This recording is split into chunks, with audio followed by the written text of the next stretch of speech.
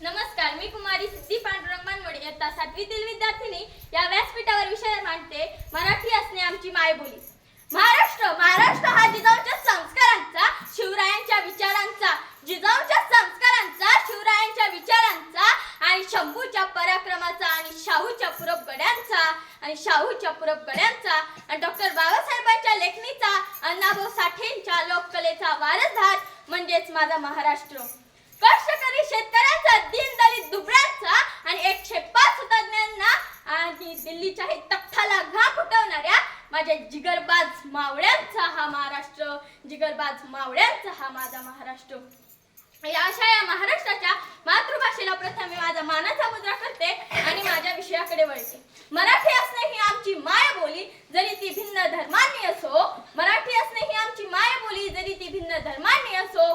तिचे पुत्र आम्ही फेडू पाप पुण्य असो ती आमच्या हृदय मंदिरात, असो आमच्या हृदय मंदिरात।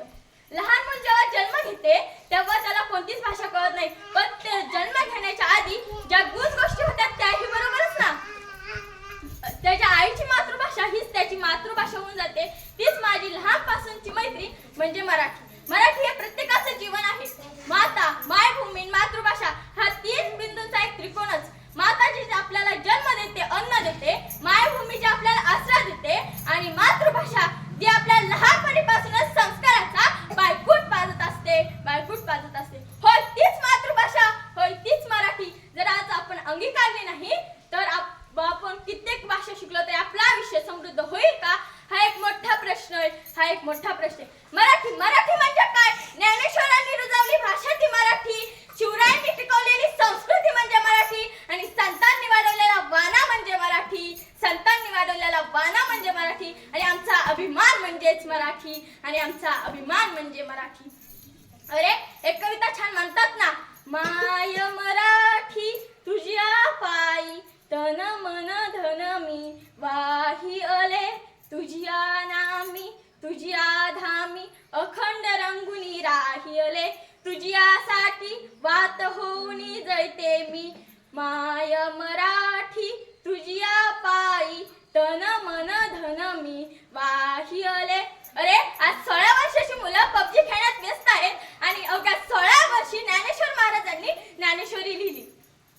तुमच्याकडे 2 नाणी असतील तर एका नाण्याची भाकर द्या आणि दुसऱ्या नाण्याचं पुस्तक द्या, कारण भाकर ही आपल्याला जगवेल आणि पुस्तक हे आपल्याला कसं जगवायचं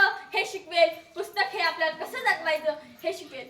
शेवटी मराठीबद्दल एवढेच म्हणेन, लाभले आम्हास भाग्य बोलतो मराठी, जाहलो खरेच धर्म ऐकतो मराठी, जात पात धन्य एक मानतो मराठी, एवढ्या जगामध्ये माय मानतो मराठी। असो मराठी भाषेबद्दल जेवढं बोलेल तेवढे कमीच आहे, पण वेळेच्या बंधनामुळे